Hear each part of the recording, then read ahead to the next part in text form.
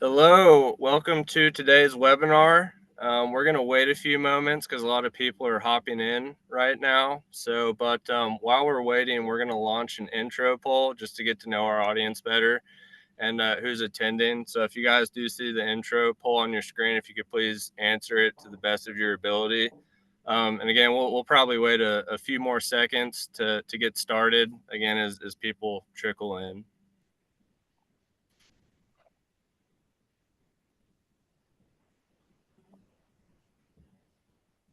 All right. Well, if everyone could answer the intro poll, that would be very helpful. But let's go ahead and get started. Welcome to today's webinar on the ins and outs of WIP reporting.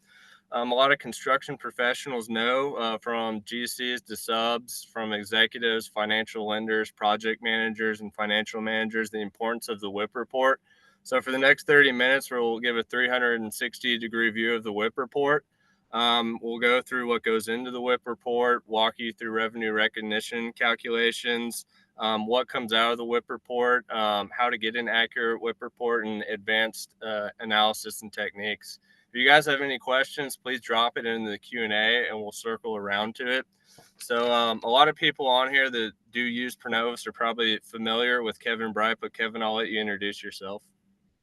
Yeah, so like John mentioned, my name is Kevin. I'm the product manager over at ProNovos. So I work with a lot of our clients, getting feature requests, implementing them with the development team into the software.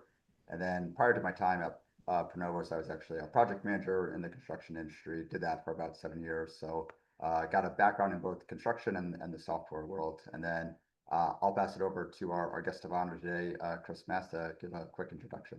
All right. Nice to meet everyone. Thank you for being here. As you said, my name is Chris Mast, and I co-lead the construction practice at GBQ. GBQ is headquartered in Columbus, Ohio, but we also have a Cincinnati and a Toledo office, and we just celebrated our 72nd anniversary. I've been here my entire career, and I work with about 100 different contractors and subcontractors. It's where I dedicate my time. So obviously, with today's topic, talking about the WIP schedule, that's where I spend a significant portion of my career, just making sure that people understand the impacts that has on what they're doing in a day-to-day basis. So, John, if you want to go ahead and kind of switch into the next slide. So these are the items that go into a WIP report. And if anyone's out there is just getting into this, WIP stands for Work in Process Report. It's just a listing of all your jobs. And why that's necessary is in construction, we need to be able to figure out how to recognize revenue the right way, which we'll get into on a couple slides here in the future. But the main items that go into that WIP schedule are what you see in front of you on the screen, especially the first four items there. And if you ever looked at a WIP schedule or you do in the future, there can be a lot of columns on that WIP schedule. Okay, I've gotten client WIP schedules sometimes that are 50 columns long, and it's a lot of calculations, and it can be very overwhelming for someone who is not familiar with the WIP schedule to comprehend what all is going on. So what I always tell my teams and my clients is these first four items are what truly drive the WIP schedule. And if you know what those first four items are, that's everything that calculates everything in a WIP schedule. So the first one is your contract value. So obviously that can be tied to your contract amount. Your second item is your costs that you've incurred to date. So hopefully if you're using a construction software, even QuickBooks, you can hopefully run some kind of cost report that shows you all the costs that have hit each job. Your total estimated costs that you think it's going to take for the whole project, and then what you've actually billed so far to date. And those will give you what's called percentage of completion revenue that we're going to talk about in a couple slides here. And then obviously projected profit comes out of those as well. Go ahead and go to the next slide. So what I really want to talk about for the next couple slides here is your construction contract revenues earned. So this is just a very basic statement of income that you would see. And the biggest misnomer in construction, if you even want to go to the next slide, because I think it's a little bit easier to see, is revenue in construction is not based on billings or cash received. I do meetings with a lot of my clients where they invite in the estimators and the project managers and the owners and everyone at the company. And that's usually the first question I ask is, how do you think that revenue is recognized in construction? And a lot of times the project managers or other people that are outside of the accounting department think that it's based on what actually gets billed out or the cash that comes in the door, which is not true. And why is that? Well, It's because in construction, more often than not, our jobs are over time, they're long-term contracts. If you went to the mall and you bought a pair of jeans, that transaction happens instantly, and that is point-in-time revenue recognition. That's easy. In construction, because we have jobs that last more months, if not years, we need to come up with a way to recognize revenue that is accurate and not just based on billings. Because otherwise, if you wanted to recognize a bunch of revenue, all you'd have to do is send a bill the last day of the year and recognize a bunch of revenue. Okay, so that's why percentage of completion, revenue recognition, and construction is important. And that's all I'm trying to show here is that it's not just based on what you bill. We actually need to make an adjustment at the end of each month for percentage of completion. So go to the next slide. This is just showing what a WIP schedule typically looks like. You'd have a line for each of your jobs. And what we're going to walk through in the next couple slides is how you actually calculate earned revenue, and then something called over and under billings in construction. So go to the next slide. Okay, so here is the formula for calculating percentage of completion. If you can add, subtract, multiply, and divide, you can do most things in accounting. So the first step is to take your actual costs that you've incurred, and we're going to walk through some examples, so don't let this overwhelm you. You take your actual costs that you've incurred so far, and you divide them by your estimated total costs, and that gives you your percentage of completion. So if I'm building you a rocking chair and I've put $5 of labor and materials into it, and I think it's going to cost me $10 total, that's 50% complete. I take my percentage of completion and I multiply that by my contract amount to come up with how much I actually earned under revenue, under percentage of completion. I then take that amount and I compared it to what I billed to come up with any over and under adjustment. And I think, again, it's going to be a lot easier to see that as we look at it in practice in a couple scenarios here. Go ahead and go to the next slide. Okay, so scenario number one, we've got a contract that's $1 million, total estimated cost. So at the end of the job, it's going to take $930,000 to complete, but we've actually only put $465,000 of cost in. And for whatever reason in this scenario, we haven't been able to bill anything, whether that's just we forgot to send a bill or there's, pending change orders, whatever it is, we didn't send a bill. So go to the next slide. The reason this is important is because within your accounting software, because you never sent a bill, nothing is going to hit revenue. Okay, so automatically when you send a bill, you would, for those accountants out there, you would credit revenue and you would debit accounts receivable. Well, because no bill was sent, no revenue was recognized, okay, at this point. So if you're not doing a percentage of completion adjustment, we always recommend at least monthly, you're going to get this income statement at the end of the month, and it's going to look like you lost $490,000. You might decide not to pay bonuses. You might yell at your project managers, whatever it might be. It's not good information. So if we go to the next slide, we run through our percentage of completion calculation. So $465,000 of actual costs divided by our $930,000 estimated costs, we're at 50% complete, just like my rocking chair.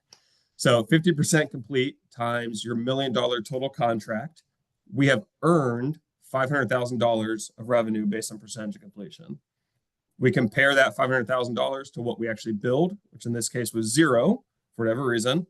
And in this case, we were $500,000 under billed, which makes sense. We haven't billed enough.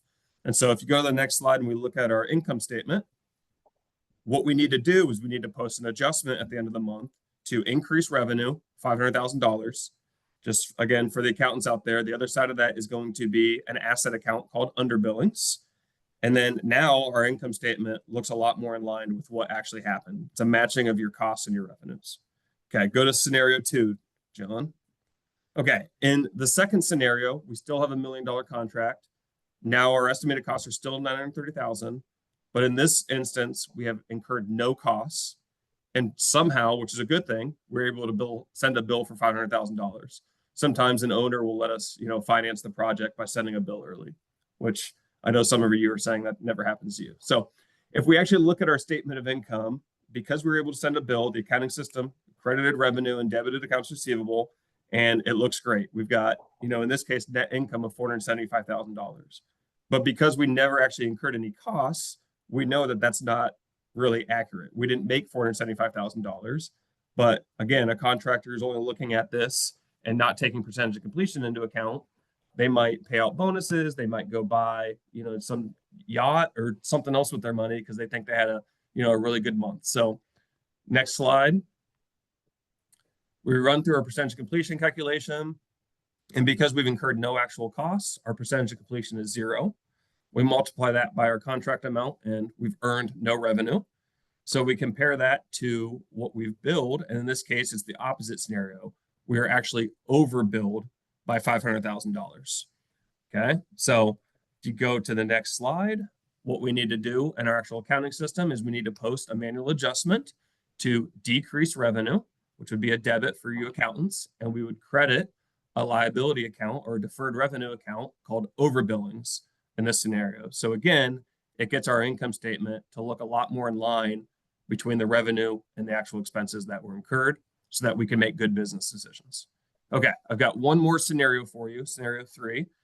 And what I really want you to see here is that our contract is $1 million, but the main thing we changed here is we decrease estimated costs from $930,000 to $800,000.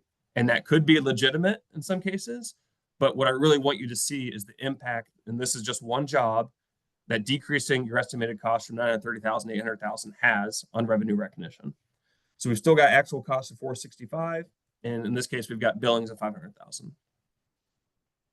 Okay, so before we make any percentage of completion adjustment, we have $500,000 of revenue because we're able to send a bill. So that's representative billings that we've sent, and we've made $10,000 after subtracting out our costs. Next slide. We run through our percentage of completion, and because our denominator, the estimated cost, has gone down, that makes our percentage of completion go up. Okay, so our percentage of completion is now going from 50% to 58% complete. We multiply that 58% complete by our total contract amount of $1 million, and we've earned $581,000 of revenue. We compare that to the $500,000 of billings that we're able to actually send. In this case, we are $81,250 under billed. So again, if we look at our impact on our income statement, because we were under billed, we need to actually increase our revenue, $81,250, which is a credit to revenue, and a debit to under billings, which is an asset account. So because of the adjustment on this one job, we recognize an additional $81,250. Okay, next slide. So just quickly to highlight underbillings and overbillings, so you know what they are. Underbillings, as we discussed, are a current asset on your balance sheet. And unlike probably any other asset on your balance sheet, like cash or property, plant, and equipment or accounts receivable, typically underbillings are not looked at as a good thing by your bank or your bonding or your accounting firm. And that's just because a lot of times it could be an indicator of these items down below. So it could just be that you don't have very good billing practices. If you're not getting those billings out on time at the end of the month, you're going to be underbilled. It could be a bunch of costs that you've incurred that you're never going to be able to bill for. So that's really future losses that you're going to end up taking at the end of the job. It could just be that you don't have approved change orders, so you haven't been able to send a bill. That happens. Or it could just be that you have estimated costs that are way too low. That's a reverse sandbagger project manager. Chris, are there any of these typical reasons? Is there one that stands out more than the other, one that you see happening more frequently? I would say more often than not, it's probably either the first one, just not getting bills out, poor billing practices, or the last one, just bad estimating. Especially in instances where you might have the owner who is trying to also be, the project manager, and they don't really have a good grasp on percentage completion accounting. And so they don't understand that those estimated costs are driving revenue recognition. And so they don't take the original estimated and they don't update it as the project goes on. That's what I see the most. Yeah, I think that's a really key point here, Chris, is obviously everything you've gone through so far is a very heavy accounting process, right? How are you making these adjustments to make sure our income statement is accurate? But if we look at the reasons that are leading to the underbilling, poor billing practices, unapproved change orders, estimated costs are too low, these are all things that are under the project manager's control. And I think that's really important, is sometimes the project manager is not always going to be dialed into what the accounting team is doing and how revenue recognition works. And it's really important that they understand these concepts because they're the ones with their hands on the levers in terms of what can be contributing to these underbillings. Yeah, and I think it's important for the accounting team or the owner to understand your people, because you're going to have some project managers that are like this. They're going to be reverse sandbaggers, like I talked about, and they're going to want to look good as they go and say like, oh, I'm going to be able to get this done in this, many hours and this small of a budget. But then the other side of that is overbillings on the next slide is you're going to have people who are sandbaggers and they keep their estimated costs really, really high the whole project because they want to look like a hero at the very end of the job and recognize a bunch of profit at the end of the job. So you've got to know your people to be able to adjust their estimated costs on a monthly basis when you actually put it into your WIP schedule, because it can impact your revenue recognition pretty significantly. Yeah. Sorry. No, you go. No, I was gonna say, when it comes to overbillings, I'm kind of curious what you've seen. Do you tend to see project managers are more likely to manage their projects in a way that contribute to overbillings or underbillings? It depends on the company, and it depends on if they're a subcontractor or a general contractor. So depending on where you're at, it can be easier to overbill than others.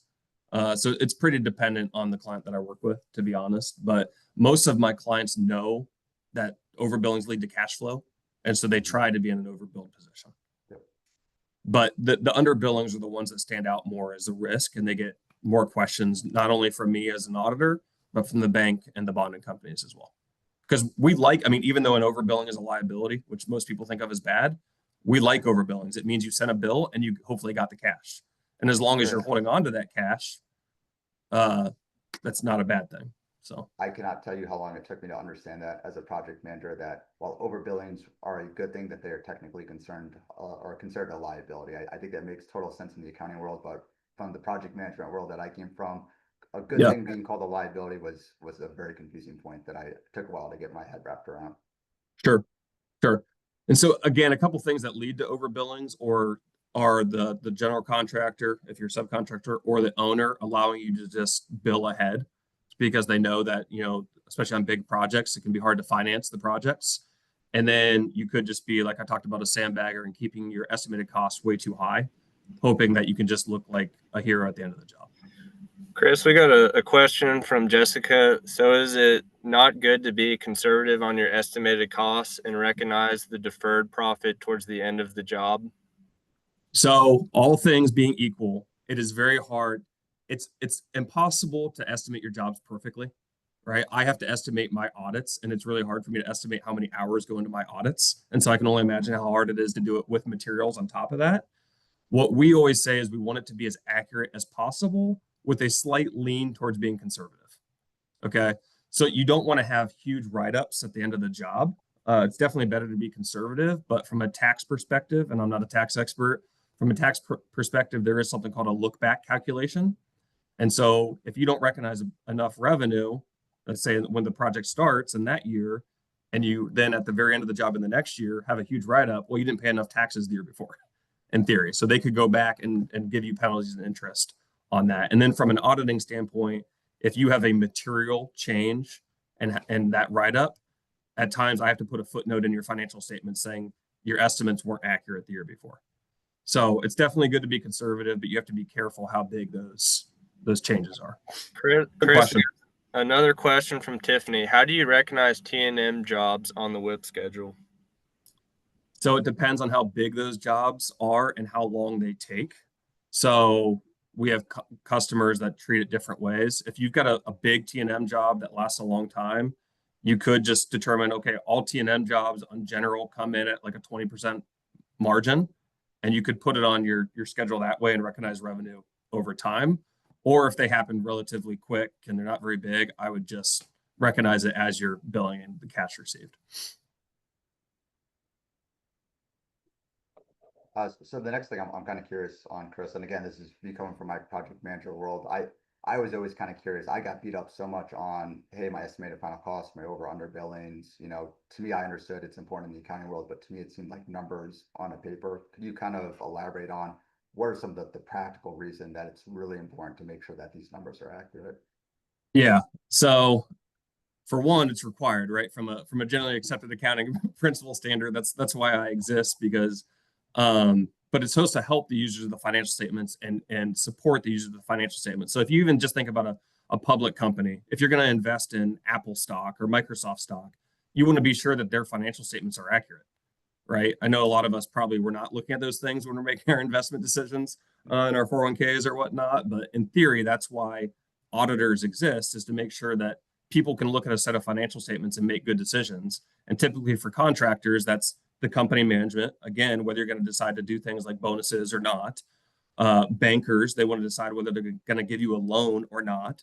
Sureties, they're going to want to know whether they should give you a bond or not. And then auditors just passing, our standards and giving you a clean report to give to your bankers and sureties. But the potential implications of not having good financials or not being able to get that financing from the bank, the bond from the surety, or making bad business decisions, or deciding maybe to sell your business or not sell your business at a certain time. You could be in the middle of a divorce. And I had a client that paid out a divorce settlement based on their financial statements at a time when they were over recognizing revenue. So they ended up paying a lot more as part of their divorce settlement than they probably should have. And the next year, a lot of those jobs reversed the other way. So there's a lot of implications that, a lot of people don't necessarily think about when they're going through this. And a lot of contractors don't want to deal with the accounting, which I get. Mm-hmm. Well, and I guess building off that, what we're going to talk about next is kind of what does a more modern WIP solution look like? And to actually kind of frame that discussion, we're actually going to pull up what a WIP solution looks like in a more modern platform like ProNovos. So I'm going to share that on my screen now. And what you can see is when we're looking at the WIP report in ProNovos, it looks like you would see, any WIP report that you would have out of your accounting system or in an Excel file. You've got your project schedule below, all the relevant columns. We add a little extra color to it. We add some KPIs up at the top so you can kind of see how you're performing overall as a company, and some visuals that are going to tell you some overall trends in terms of how your operations are looking.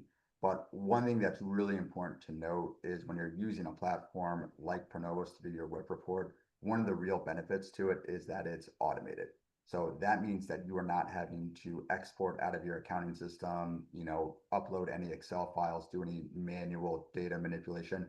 All of that data is going to flow automatically from your accounting system into ProNovos. So that means your costs, your budgets, your billings, your contracts amounts, change orders, everything that Chris talked about that you need for an accurate WIP report is going to automatically flow into the system. So all that data is there, accurate and up to date. And that's a really big thing that we've noticed at ProNovos when we talk to a lot of contractors when it comes to the WIP report, is that's one of the biggest obstacles to get over first, right? Just making sure you have all of the right data and that it is up to date. And what we see a lot is contractors spend so much time just aggregating that data, making sure it's right, preparing the WIP report, that then they don't spend the requisite time actually analyzing the details in the WIP report and understanding, okay, how are my projects actually performing? What is this telling me? How am I performing overall as a company? So Chris, I'm kind of curious in your experience working with your clients, what do you kind of see a lot of contractors go through when they're preparing their WIP reports?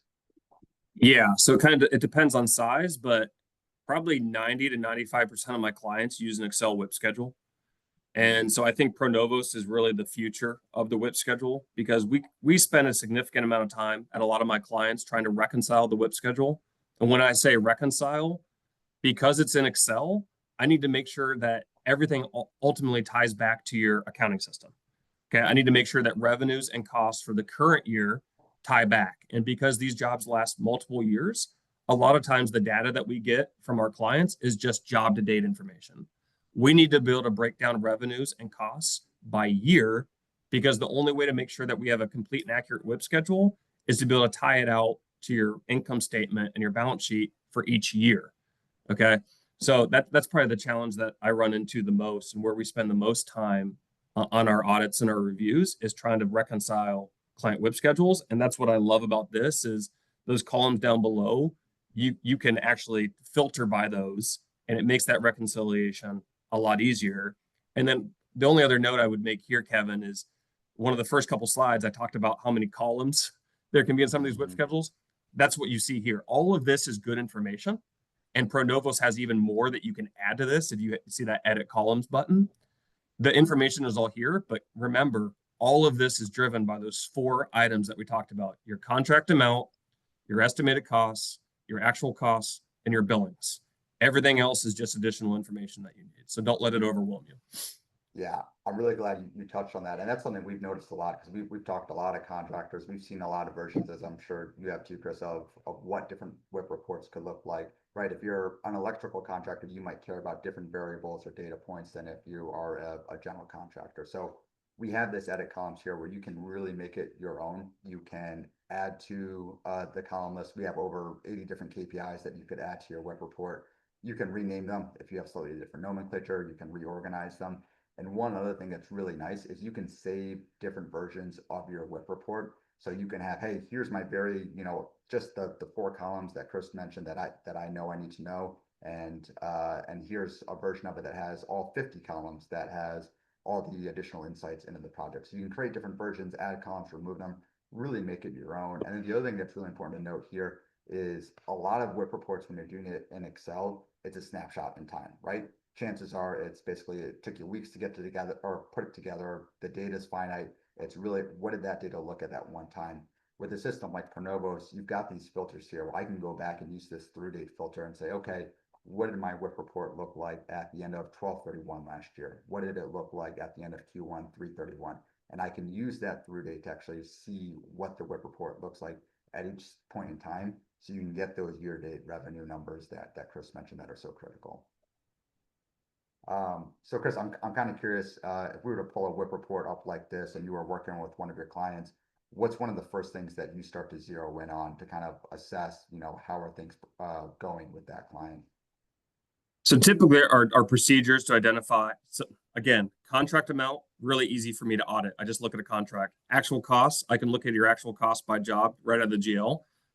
And your billings today, I can look at your invoices and I can send a confirmation to your customer saying, did they really bill you this much? The hardest thing for me to audit and for you to make sure is accurate in that percentage completion calculation is estimated costs. Okay. So typically where that falls out, if I'm looking at a WIP schedule, is I look at large profit margins or losses on jobs. So I think that one of those last columns there, I look for profit margins that vary significantly from your average profit margins. And those typically will stand out and we'll ask questions. It could be because you just have bad estimated costs. Could be just because the job went really well or the job went really bad, but it's a starting point for questions. The other one is those large over and under billings, which I'm sure you have a column for that as well in here. Those large over and under billings there on the far right. So perfect example is that first one. Actually, no, that's just the total, I think. But 450, let's go down from there. That 1,284,000. Yeah, you could do that. So yeah, that's one of the first things I would do is I look at large overbillings and large underbillings. And in this case, it could be that you really were able to get overbilled on this job. And that might be the explanation, but it could also be that you're just sandbagging, right? And you're gonna have a large write-up at the end of the job. So again, as long as your team, your project managers and the accounting team understand why over and under billings exist and they're comfortable with them, it doesn't mean they're wrong. But everyone just needs to be educated and understand what they are to make sure that it's not because you have a bad estimate, because it has such a significant impact on how much revenue you recognize. Yeah, I think that's a really key point here, and I'm glad you touched on it. Is this, this is the most important variable, right? And make you got that accurate with is what's the projected final cost or the estimated final cost. And one thing that's really nice about a system like ProNovos is because you're making all of your adjustments in a cloud-based system, we can basically keep a record of, okay, why did that happen? So if I see here, hey, I've got a 16% profit margin fade, I can go back and I can see the prior adjustments that were made, who made it, on what date. You can add comments, what the reasons were behind that. So I can see here on May 13th, we had to increase the projected final cost by 268,000 because of schedule delays. And because of the schedule delays, we're going to have additional general conditions that we've got to cover. So it starts to allow me to understand what is actually that historical record of how we got from point A to point B on that projected final cost.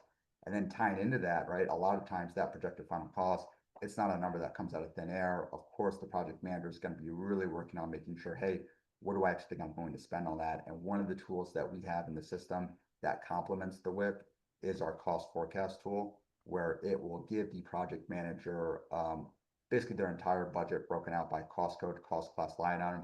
They can see what their budget is, their cost, the final cost, and then they can go and enter their cost to complete and make adjustments that would push back to the WIP. And what's really nice about this is, let's say I'm looking at this line item here, rough plumbing, electrical material. I've spent 4,000 today. Currently, my budget is 17,000. I'm 24% complete. But I'm like, hey, unfortunately, that's not accurate. I'm really only 10% complete on this. I can enter that adjustment. It's going to basically update the cost there, and I can see it.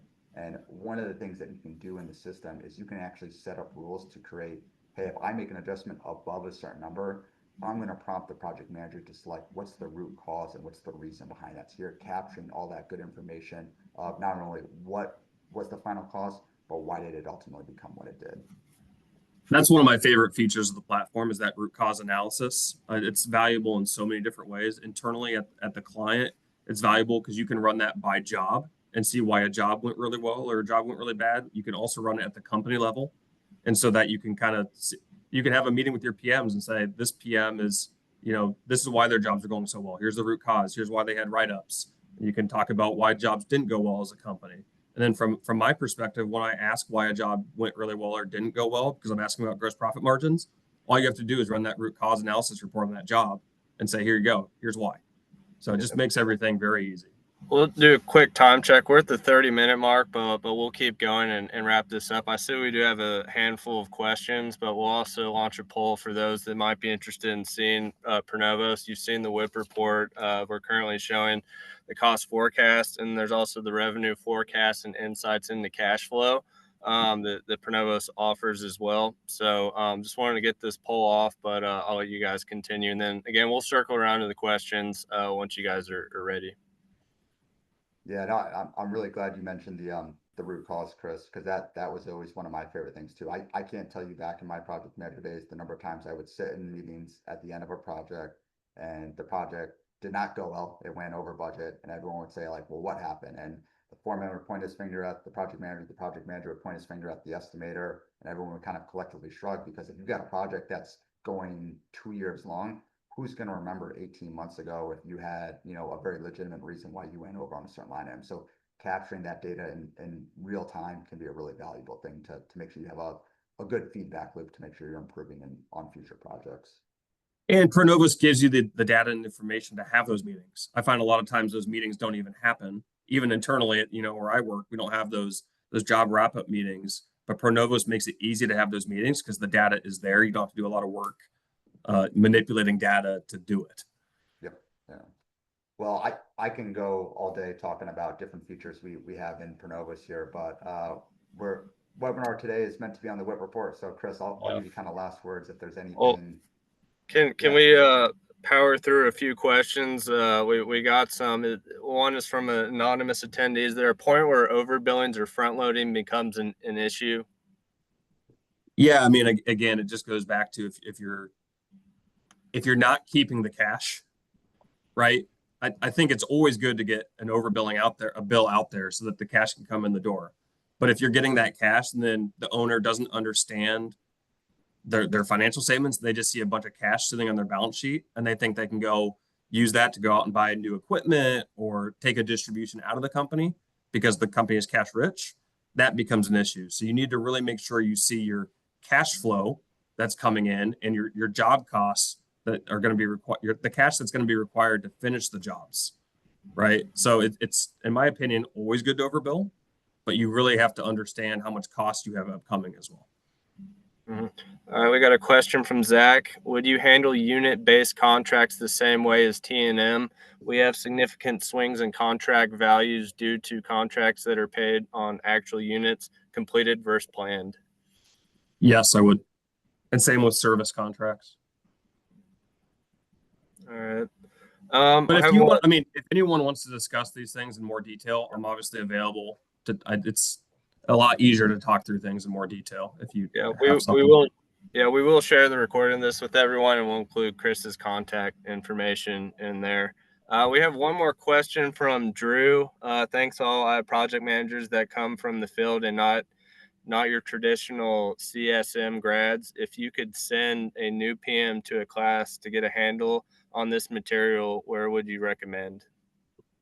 So CFMA, that stands for Construction Financial Management Association, has really good materials for understanding these things. If you're part of like a local builders exchange, or there's CFMA local chapters as well. Like we've got a builders exchange in Columbus, Ohio that I teach a very similar class on this to project managers, and they have a rising leaders program for project managers. So that's what I would seek out, or CFMA or local builders exchange if you have one. Mm-hmm.